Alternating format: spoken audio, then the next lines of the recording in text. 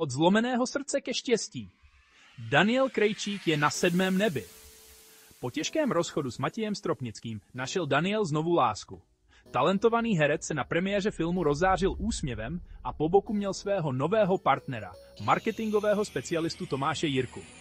To je ale proměna. Rozchod s Matějem Stropnickým pro Daniela nebyl jednoduchý, ukončil 7letý vztah. On ale tuhle stránku s grácí a pozitivní energií otočil. Dokonce se vrátil na zámek Osečany, jejich bývalý společný domov, kvůli divadelnímu festivalu. To ukazuje, jak je profesionální a jak se soustředí na budoucnost. A je to ještě lepší. Daniel a Tomáš se poprvé veřejně ukázali letos na Soběském plese a fanoušci nemohli být šťastnější. Daniel se navíc věnuje psaní své druhé knihy, čímž nám ukazuje, že láska a kreativita jdou ruku v ruce. Takže na zdraví, novým kapitolám, novým začátkům a lásce, která rozzáří celý pokoj. Danieli Krejčíku, fandíme ti!